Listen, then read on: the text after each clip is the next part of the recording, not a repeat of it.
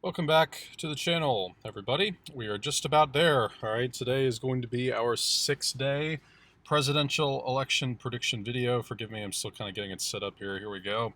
So this is it, folks. We had a bunch of new polling information come in over the last 24 hours that continues to make this race as compelling as ever. We're going to be referring to a bunch of these polls throughout this video.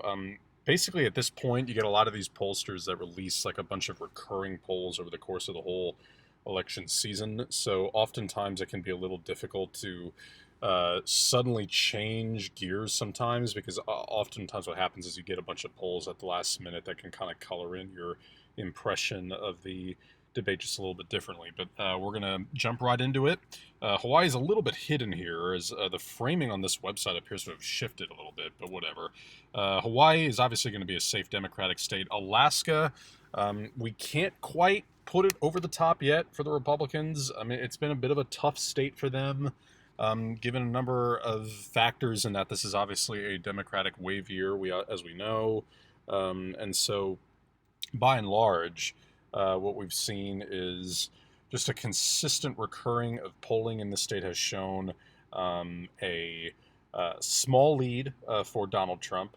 And again, though, what we don't know exactly is, what we don't exactly know is, what will indeed happen on the Senate level here between Al Gross and Dan Sullivan. Although, again, we have a pretty good idea, and that's that Dan Sullivan has a small but firm and steady lead. So I'm going to label this likely for the Republicans. Washington will be safe, as will Oregon for the Democrats, as will California. Now, again, in Nevada, what we always have to pay attention to is the polling averages here, because as we know, the Republicans over the years have been wildly overstated in this state, and it's made it easier for the Democrats to kind of swallow some of those losses in the polls here. But by and large, I think what we've seen is the Democrats have a much bigger polling edge this time around. Remember, Donald Trump actually led in this state on election day by 1% 4 years ago, but nobody really expected him to ultimately pull it out. So even though the turnout operations could be a little bit compromised here because of the pandemic, so far we're not seeing any evidence of that elsewhere in the country. So I don't know why we would suddenly see some of that in Nevada. And again, the Democrats are ahead in the polls here. It's going to be likely. Idaho will be safe. Utah, again, always a state to pay attention to on the popular vote totals. There are a lot of factors here that are giving the Republicans a little bit of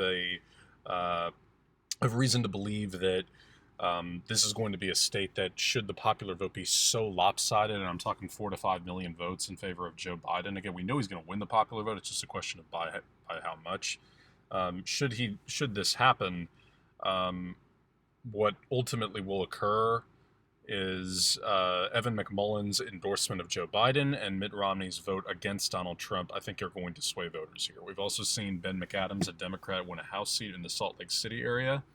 He is on track to defend successfully that seat. And again, polling has also shown some Democrats usually in the 40s in this state, which is kind of rare. So this is going to be a margin characterization. I'm labeling it likely, and also, again, a state to watch on the presidential level. Now, we've touched on Arizona as a realignment state a number of times on this channel, and it's still very much on track to do that. Now, I mentioned yesterday that polling in this state had begun to shrink or narrow a little bit in favor of the Republicans. The Democrats, I think, had put this one in the bag a little bit, because this is a state where polling is usually pretty accurate, and they've been ahead throughout the season. But let's go through the most recent polls here. We're going to narrow it down, obviously, just to the presidential polls. But what we have is Joe Biden with a 3.5% lead. That's not that big on average. So let's go through it. We had a bunch of them released just today. These are all today, okay? Biden +4, a tie, +2, +6, +10, +6, +5. By and large, those are some highly ranked pollsters, the Justice Collaborative Institute, as well as the University of Houston, and Latino Decisions, that had Biden up by 5%. And then yesterday we had Biden +3, +7, +4, and +3. So in the closing days, Biden has the edge here. Donald Trump has to kind of flip the script a little bit within a week to do this. And of course, it's going to be hard considering millions of people have already voted, including in this state. So, I'm not sure what exactly the Democratic Party's fear level is, considering we've seen this state narrow up, but I don't think it should be too scary. And again, they're in very good position to get this state won on the senatorial level. Mark Kelly, again, even though there's somewhat of a narrowing, Mark Kelly is in position to win this race. I expect him to win that Senate seat and Joe Biden to carry it. I'm going to label it tilt Democrat. Montana, always a very interesting state in the statewide races, but on the presidential one, it just isn't. Now, there was, again, we've seen polling here that has Joe Biden in actually a kind of a close race, all things considered, in Montana. But again, Democratic wavier, a state with plenty of Republicans. It's only a 5.6% lead for Donald Trump. I would expect Joe Biden to eclipse 40% here. There was a SurveyMonkey poll released just today that had Donald Trump only leading by 4%. So from a margin characterization, I'm actually only labeling this lean, but that's not to say that that's not to say that this is not going to go Donald Trump's way on election night itself. Wyoming will be a safe Republican state. In Colorado, we've mentioned before how this is still considered a swing state, all things considered. I don't really agree with that characterization. The reality of the situation is, the Republicans can have a pretty good presence here, but at the end of the day, this is a state that the Democrats have the edge in. Okay, they just do. And between Jared Polis and John Hickenlooper being the previous governor before Jared Polis, it gives you the sense that this is kind of a state that the Democrats are in position to carry and not to look back, on. And so I imagine that they're going to end up on the right side of this. And on the presidential level, we know that is only going to further boost what we're seeing between John Hickenlooper and Cory Gardner in that Senate race. So I'm going to label this safe. And for the exact same reasons, I'm also going to label New Mexico safe. All right, North Dakota, always a state that I think the Democrats can sort of it can sort of, what am I trying to say? In North Dakota, you can basically hear the Republicans essentially saying, well, the Democrats are, have had success here in the past, and we have to pay attention to that. Well, I don't really think that. I mean, the reality of the situation is, essentially, the Democratic Party, I think, needs to understand that, yes, they can have some success here from time to time, and they can. They can prove that they've gotten senators elected here with Heidi Heitkamp, of course, among others. But, Heidi Ken Conrad here as well. But that doesn't mean that this is by any real account, even kind of a swingy, potentially purple state. So I don't really think of this as anything to mention. And South Dakota is kind of similar too, only the Democrats have a better they have a much better presence in this state. And so I'm going to label that likely because of a lean characterization. We've seen some polling that has Biden within the 43-44% range, hence the likely characterization. Nebraska, on the other hand, will be safe, as will Kansas, even though we're obviously watching Kansas on the senatorial level. As if you can tell, I'm kind of blowing through these safer states with a little more expediency to spend some more time on the truly swing states. Oklahoma is one of two states, the other being West Virginia, in which every single county voted for Donald Trump in 2016. Texas, a literal swing state. It is very, very close in this state. Kamala Harris has traveled down there to campaign. Trump has a 1.9% lead in this state right now as of October 28th. Polls today had Trump by 4, by 3, and Biden plus 1. Now, the one that had Biden plus 1 was a recurring poll that had sampled 14,742 voters. That's obviously a pretty big sample size. Now, the reason that margin of lead for Donald Trump is so tenuous is because in 2016, he led by 12% on Election Day. He ended up winning by 9%. And since then, we've seen ridiculous registration numbers, ridiculous early voting numbers, and we know what happened in the Senate race here in 2018 between Beto O'Rourke and Ted Cruz, where O'Rourke came pretty close to winning that Senate seat. It was 48.3% was the final vote total that he was able to get against Ted Cruz. So across this state, it's a very expensive state to campaign in, we know that, but the Republicans are also having to campaign here. And I think it goes to show you that Kamala Harris and some other Democratic officials have come down there to Texas to stump for Biden. And as a result, I still can't quite label it tilt Democrat like we did, I believe, on Monday. but it's close, and the Republican Party cannot just kind of discount this. They can't overlook it, and I think without question, this is a state that they, if Joe Biden is able to win, you shouldn't really be surprised, because it's definitely that tight here. Minnesota, at this point, it's a safe state for the Democrats. I mean, it was always a state the Republicans felt they could expand their reach into. But, I mean, what proof do we really have of that, honestly? I mean, like, at what point should we really think, okay, the Republicans have expanded their outreach some and have been able to, potentially increase their base and whatnot. But I just don't really think that the Democratic Party is in any way, shape, or form really worried about this. We saw what happened in the midterms here, in which the Democrats took all three Senate races, or all three statewide races, I should say, when they won both Senate races and the gubernatorial race here. Tim Walz, of course, the governor, was also able to win, as Tina Smith and Amy Klobuchar also both won. And that pretty much solidified this for the Democrats. And of course, everything that we've seen since then with the George Floyd situation is, look, I mean, you don't want to politicize a tragedy like that, but that's only going to boost the turnout and enthusiasm for the Democrats. It's safe. Now, Iowa, for Donald Trump, these are another 6 votes that he just cannot lose. He cannot lose Iowa. Polling's been close here. And, it's another state that, I don't want to call it a realignment state, because we've seen it go to the Democrats before. In fact, Obama and Biden won the state of Iowa both times. Okay? So, I mean, right now, what's amazing, though, is that according to 538, Joe Biden leads by 1.6% here.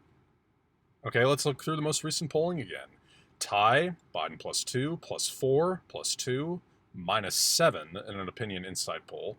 Then a tie, +3, +5, +3, -1, tie, -1, -6, tie, +1, +5. So it's a very tough decision here, because we've seen Teresa Greenfield leading against Joni Ernst in the Senate race here. We also saw that it was a narrowing up from in the gubernatorial race from the presidential race, where Kim Reynolds and Fred Hubble ran a close race. And I think that pretty much at the end of the day, what we need to see happen in order for the Democrats to win this is they simply have to understand that in the event that they are able to win one of these 2 races, the Senate race or the presidential race, it'll have to be on a split ticket basis. I just can't see the Democrats winning both of them. And even though the polling lead is actually in Joe Biden's favor, this state has a little bit of a right-leaning identity, as we know, though I expect, again, of the 2 races for the Democrats to win one of them. I just think it'll be Teresa Greenfield defeating Joni Ernst. Missouri will be safe, as will Arkansas and Louisiana. Now, Mississippi, I think the Democrats have started to get a little more excited about Mike Espy than I am for Mike Espy. I just don't see the real reasoning behind that sentiment.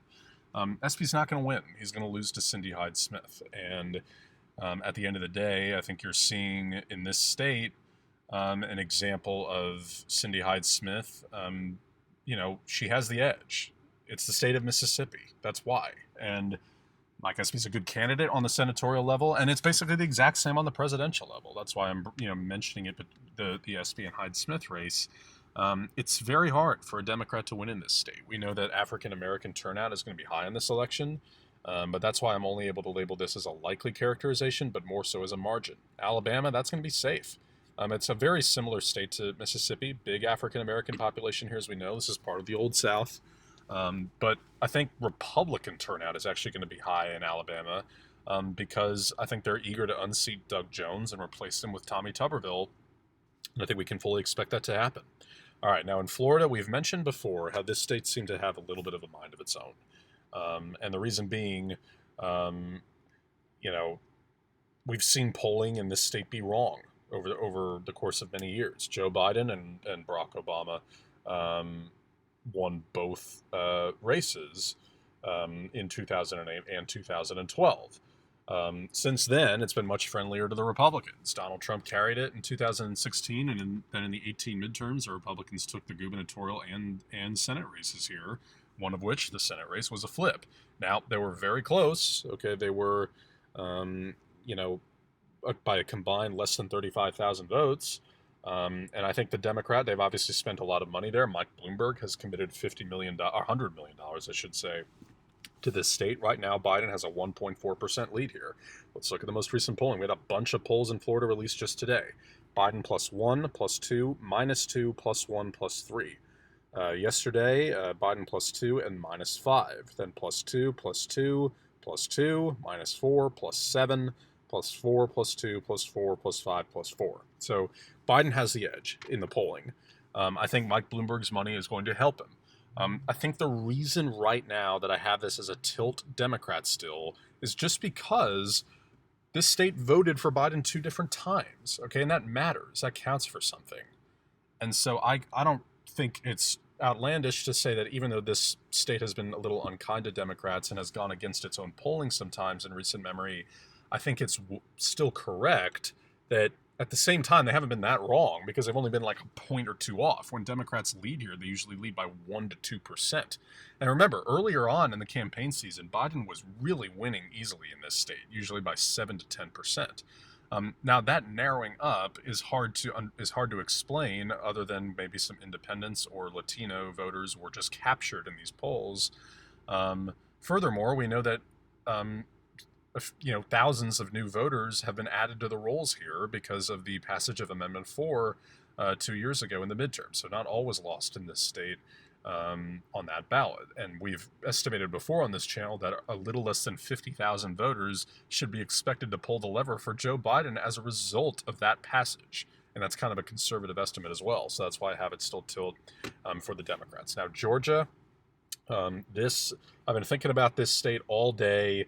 Such an interesting state. I mean, if anything, they're like Montana's another state kind of like this. This is sort of ground zero in this election right now. Joe Biden has the lead, folks, here. 1.4%. He has the lead. Monmouth University, which is a very high-ranked pollster. Look at these polls today. +2, +4, +5. Then SurveyMonkey, +2, +6. Civics, +5. University of Georgia, +1. Then you combine this with the fact that Raphael Warnock is firmly in the driver's seat in the state Senate special election, and Jon Ossoff is now basically tied with David Perdue. Folks, it's a tilt Democrat. First time on this channel, it's a tilt Democrat. Okay. Now this is where I kind of want to stop and mention a comment I got. This is from Tony Siciliano. I hope I'm pronouncing that correctly. It's a little bit long-winded, but I'm going to read it for you guys, okay? I very much agree with you about the polling, even though I'm a Trump supporter. If the polling numbers are so wrong and miss a Trump win, you can only conclude one of two things. Pollsters are generally biased to the left and have destroyed any credibility they may have left, or pollsters cannot accurately predict voter preferences, especially when a significant chunk of the electorate refuses to answer polling questions. Thanks for the presentation. Okay. So, first of all, Tony, thanks for the comment. Let's talk about this. The reason I'm talking about it with Georgia is because polling is fascinating here. So, what we've seen in this state over time is the polling has often been deemed inaccurate, because what we saw in 2018 was Stacey Abrams was also just in a very close race and narrowly lost to Brian Kemp. Now, does it mean that the polls were wrong, that Stacey Abrams only got 48% when she was, expected to get like 49.5%? No. Okay, here's the reason, though, that this state has long been sort of considered wrong, and with the polling, and has often been thought of as like, maybe the Democrats have a chance, maybe they do, but then they never actually win. Here's why, though. It's not because the polls were wrong. It's because in this state, voter suppression is rampant. It's rampant.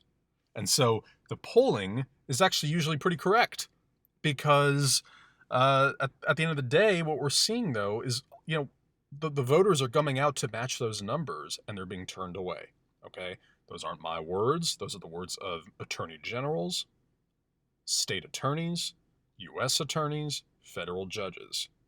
They have pointed to this state over and over and over again as an example. It's like the paragon, basically, of voter suppression is in this state. And we know that more voter suppression impacts Democrats than it does Republicans, okay? we've seen a lot of stories in this state about how turnout to this point in this state has been astronomically high. Astronomically high. And that is why, between those two Senate races, the Democrats should be able to win one of them. Between Jon Ossoff and Raphael Warnock, I would imagine the Democrats are going to win one of these two Senate races. And as of now, with only 6 days remaining, I have the Democrats and Joe Biden taking these 16 votes. And, I mean, that just kind of further solidifies this, does it not? You know, Florida is kind of a state that Donald Trump must win mathematically to keep himself alive. Arizona, he can stomach a loss here, but he probably can't make up those 11 votes given what we know is going to happen in Minnesota. Sorry for all these emails, and I promise you I'm not this popular. The reality of the situation is you lose Georgia, that's kind of an unforeseen 16 votes. Georgia's a little bit of a base state for the Republicans, and I think it's kind of the next Arizona for the Democrats. South Carolina, I'm going to label likely more as a margin characterization than a likelihood characterization. We know about the Senate race here between Lindsey Graham and Jamie Harrison. Harrison has just blown away the records here time and time again, and as a result, I have to give him his fair shot. I think he's boosting turnout for Joe Biden. I would expect Biden to get around 44% of the vote here in South Carolina. Tennessee will be safe.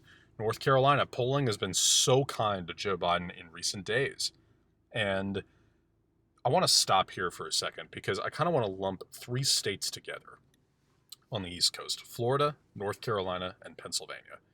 Each of these 3 are going to be bellwethers for us, okay?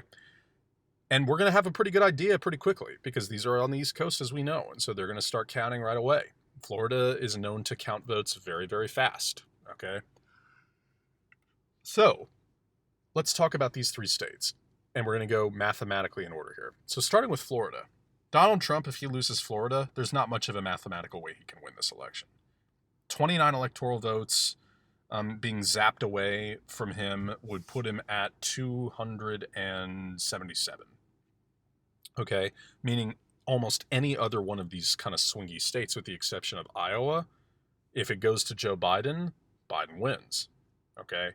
So if he loses Florida and Arizona, or Florida and Wisconsin, or Florida and North Carolina, any of them, he loses. Okay, so that's number 1. Pennsylvania, it's 20 electoral votes, so it's obviously not mathematically impossible for him to win. But the fact of the matter is, I don't want to just like protagonize a bunch of people here, but this area of the country, the Rust Belt, the voting populace is very similar. And so if Pennsylvania goes one way, you can kind of bet that Michigan and Wisconsin and Ohio might go a certain way. Now, Ohio is a little more Republican leaning than these two, but certainly these two, in relation with Pennsylvania. And if Pennsylvania and Michigan or Pennsylvania and Wisconsin go to Joe Biden, it's going to be so difficult for Donald. He's going to have to make up votes somewhere. He's going to have to hang on in Iowa and Ohio and avoid a disaster, which could happen in Texas. But again, he's already lost Georgia. So he's going to have to flip that just to kind of get back on life support here, okay? And if he loses North Carolina, which is obviously the least amount of votes, just think about this. What Republican president can win without North Carolina? I know Mitt Romney, he won North Carolina in 2012. He didn't even come close to winning, right? It's a base state for the Republicans. That's what we've seen throughout this election season. Their base states, are kind of up for grabs now. Texas, North Carolina, Iowa, Ohio. And that is the state of this race right now. And polling has been kind to Joe Biden, just as it's been kind to Cal Cunningham and Roy Cooper.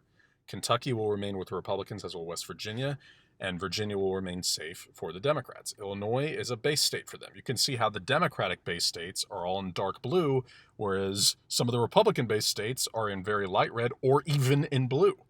All right, Indiana, we don't have to talk about that. Now in Ohio, we just mentioned this a minute ago, one of these Rust Belt states is going, at least 2 of them have to be won by Donald Trump for him to have a chance. At this point, okay, in this electoral map, he's already lost Arizona, Florida, Georgia, and North Carolina. So you can basically tell that he has to sweep these 4 states to have a fighting chance. Well, I think in Ohio, Ohio is his best bet. Why is that? Because it's the most Republican-leaning state. The Democrats had an okay showing here in the 2018 midterms after getting trounced by Trump and Pence here 4 years ago. They easily reelected Sherrod Brown to the Senate, while Mike DeWine, the Republican incumbent governor, also was able to relatively easily win. Okay, so they had a bit of a narrowing out. They had some success in the House of Representatives as well. Polling has been close, but I think Trump still has the edge. But I can still only label it tilt. I would expect Biden to get around 47% of the vote here. It's going to take a while to count this state. We're not going to know right away. All right, in Wisconsin, another state that since 2016 has been outstanding for the Democrats. They flipped a state Senate special election right away in the first few months of Trump's term, giving them a seat at that district for the first time in decades. They flipped the governorship here, ousting Scott Walker. Big win for Tony Evers, one of the biggest emotional races of that evening, and one I remember paying attention to very, very closely. And then they also held on to the Senate seat, the Democrats did, when Tammy Baldwin, a very progressive senator, won by 11%. Earlier this year, there was a Supreme Court race that the Democrats were able to take and win relatively comfortably. And then just today, okay, I mean, I'm sure you guys have seen this in the news or whatnot, but Biden had already been leading here. We've talked before how Republicans can be a little understated in some of the polling here. Okay, look at this poll result for Joe Biden. Okay, this is a ABC News, Washington Post poll. Like Fox News is very, very reputable as a pollster, but ABC News, Washington Post is about as good as it gets. Biden plus 17. 17. All right, and then there were Marquette Law School polls that had Biden by 5, and SurveyMonkey polls that had him by 12, giving him an average lead of 8.5%. That means in this state, if you incur the same shift that we saw in 2016, which was by about 7% in favor of the Republicans, Joe Biden still wins. And I doubt that we're going to have that big a shift because the pollsters have reworked their methodology. It's been very kind to the Democrats since 2016. The Wisconsin approval rating for Donald Trump is abysmal. Right now, I have this as likely for Joe Biden. I would be shocked if the state of Wisconsin did not vote for Joe Biden. Absolutely shocked. Just as I would be pretty shocked if Michigan did vote for Joe Biden. We know about this Senate race here that has the Democrats a little concerned. I don't think they need to be too concerned here, though. John James is running a good race, but he's going to ultimately probably lose against Gary Peters. Right now, Gary Peters has the edge in polling and has throughout the entire election season. It's just obviously narrowed up. But for several months now, the Republicans have kind of waved the white flag here on these 16 electoral votes. And obviously, you can see, but based on these numbers, I mean, there's very little opportunity with only 128 votes left for Donald Trump to make up some ground, given that he knows a bunch of these are safe Democratic states. But again, in 2018, Gretchen Whitmer was able to flip this seat from red to blue in the gubernatorial race. Okay, we've seen very high early voting numbers in this state again. Debbie Stabenow also won re-election as a senator here. Of these 3 states, this is the most left-leaning state, Michigan. And again, polling, very kind. It's a state where polling is usually pretty accurate. Donald Trump only carried it by 0.27% last time. I also have this as likely for Joe Biden. Now, we forgot to get to Maryland. That's another 10 votes and another 3 in D.C. to get him up to 251, which would give him the W if Pennsylvania goes his way. And both candidates right now are fighting tooth and nail for this state. I don't blame them. It's obviously a very consequential state. And so I don't, right now I'm not totally sure that the Democrats are that convinced they have this in the bag yet. I think they're maybe taking this a little bit for granted. But look, Joe Biden does have a 5.1% lead here. Most recent polls, again, there were polls released just today that had Biden up by 8 and by 5. Then we'll go down the list again. 7, 7, 5, minus 2, plus 7, plus 8, plus 7, plus 7. That's a consistent lead. This is originally where he's from, Scrappy Scranton Joe. Another state that in the 2018 midterms, the Democrats won both statewide races. Okay, Bob Casey Jr., Tom Wolf, the senator and the governor, both easily won re-election. There is also an open Senate seat coming up here in 2022. Pat Toomey has said he's retiring. The Democrats should easily be favored to win that seat. And right now, I'm only going to be able to label this tilt because I think the Trump campaign has prioritized this state, but there's 20 for Biden. 3 more for him in Delaware, 14 in New Jersey, 7 in Connecticut, 4 in Rhode Island, and 11 in Massachusetts. Another 29, as we know, in New York, and 3 in Vermont. Okay, we're starting to get pretty high there, 342. All right, New Hampshire, it was the closest state in 2016. Obviously, it was a state that Donald Trump came within inches of winning. Maggie Hassan, who is up again in 2 years for re-election, won this race, a Senate race here, by 1,017 votes. One of the closest races in Senate history. But again, another state that's just gotten away from them. And polling has been extremely consistent and kind to both Jeanne Shaheen, the other Democratic senator who was up for re-election, and Joe Biden. I'm labeling it safe. In Maine, it's the same characterization we've had, where these two votes, are going to remain safe. This one will remain safe, and then that rural district will go to Donald Trump to give him one more vote at 189, even though that is not a done deal yet either, because Jared Golden, a Democratic House member who was up from that portion of the state, or rural, that district, he is cruising on his way to re-election by 25-30% potentially. So there you go. There's your this is a big, 349. Can you totally call that a landslide? Not necessarily, but you can imagine what the popular vote numbers are going to be here. Arizona, Florida, Georgia, North Carolina, Pennsylvania, Wisconsin, Michigan. That's 143 votes more for Joe Biden than for Hillary Clinton. Flip the entire Rust Belt, North Carolina and Georgia, two old South states, a Sun Belt state in Arizona, and Florida, while coming up just short in Iowa, Ohio, Texas. That gives you a sense of the state of this race right now. There are 6 days left, okay? And I said this the other night. If Donald Trump is going to, and this goes back to Tony Siciliano's comment from earlier, if Donald Trump is going to win this election, which is possible, it could happen, the polling is going to have to be more wrong than it's ever been in my lifetime. Ever. And should we really think it will be? I mean, that's kind of, if you're a Trump supporter, and again, that's what, Tony and many others on this channel are, that's what you're facing right now, is you kind of have to, at this point, you kind of have to hit the pillow at night saying to yourself, well, the polls just have to be wrong, because this is what the polling shows, guys, and this is what recent results have shown us. And so for me as an analyst, I have to look at all this and say, well, Joe Biden, the data would point to Joe Biden winning Georgia and Michigan and Arizona and Pennsylvania. And again, the data indeed actually shows that Joe Biden is indeed going to win Iowa. I just don't really believe that, So that's kind of where you have to look right now. And if you're a Biden supporter, right now, I think the nerves you're feeling are pretty much rooted in, well, we saw in a state like Wisconsin that we can see some big shifts like we saw in 2016. That's absolutely true. You can. And I think that the Senate, while I know 538 has them with a 74% chance of flipping the Senate, I don't know. I mean, that's a tough lift, to get 5-6 Senate seats. So we'll see. But there's your map, 349 to 189 for our 6-day out presidential election prediction.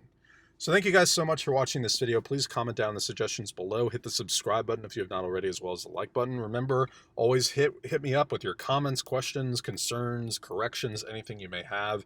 I'll always call you out by name and give you a shout out and answer your comment for you. So thank you guys again so much for watching, and I'll see you in November.